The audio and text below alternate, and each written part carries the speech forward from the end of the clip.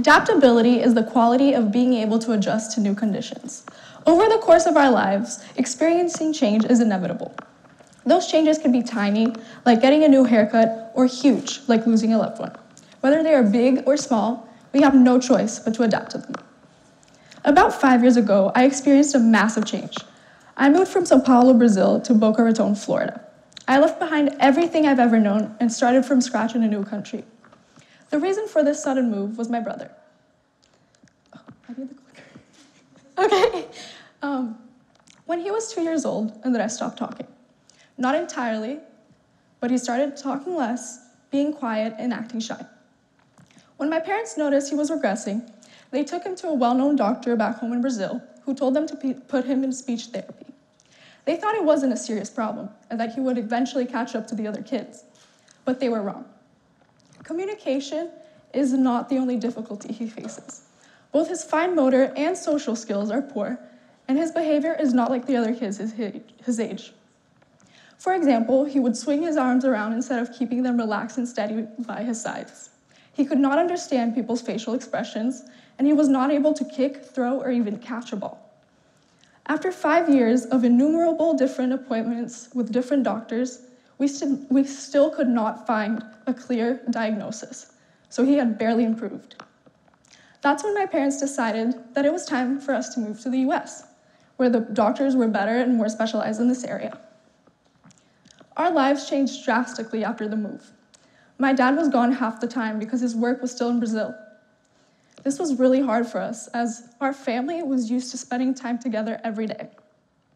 It was especially hard for my mom, who had to do everything on her own.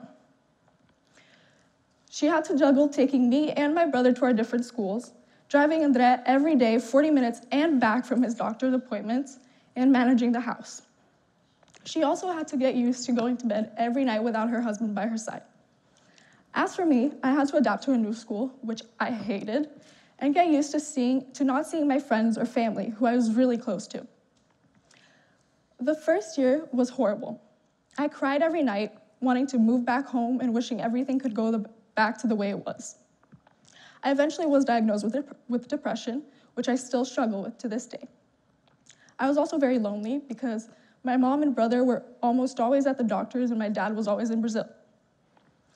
When my parents finally told me that the reason we moved was because my brother had difficulties and needed help, I understood why we had to come and started to accept it. However, finding out just how different my brother was hit me really hard. I'd always noticed that he was different and more mature, but it never had occurred to me just how serious it was.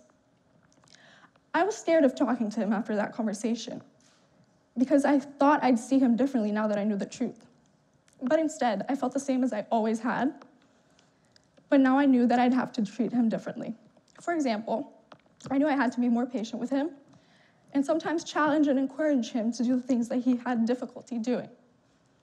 Andre also had to adapt. Instead of enjoying his time as a normal kid, having a normal childhood, he had to go to therapy every day.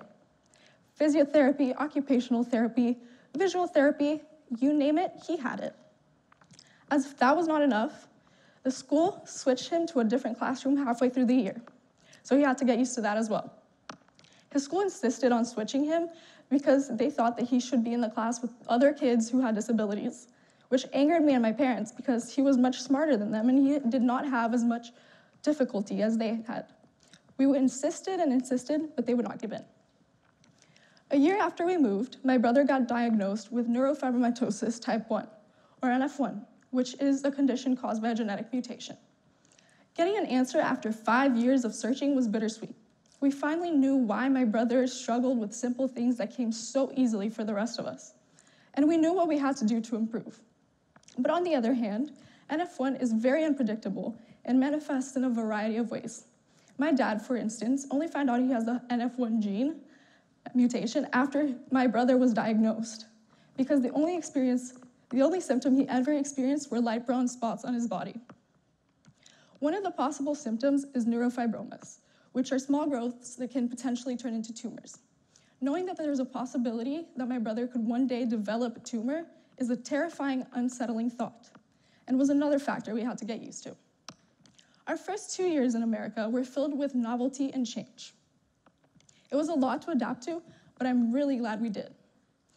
If I had not adapted to living in the United States, I would never have talked to any of my current friends. I would never have grown to love it here as much as I do now. If my mom had not adapted to our new life, she would still be stressed and unhappy. If my dad hadn't adapted to it either, he would still be lonely. But most importantly, if my parents had not adapted to my brother's special needs, he would never have improved. He would never have been able to throw a ball. He would never have been able to look people in the eyes while they're talking to him. He would never be able to notice if someone's making a joke or being serious.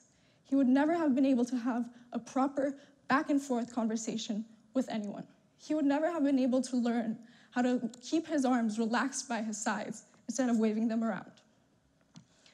Adaptability played a huge role in my life, and I have learned that it is a crucial skill to master. I have yet to experience numerous changes, and because I understand the importance of adaptability, I know that I'll be able to get through whatever life throws at me. No matter how old you are, you will go through so many more changes in your life, big or small, and you'll have to adapt to them. I don't know where I'd be if I hadn't adapted, and I certainly don't know where my brother would be if my family hadn't adapted. But what I do know is that change is inevitable and adaptability is crucial. Thank you.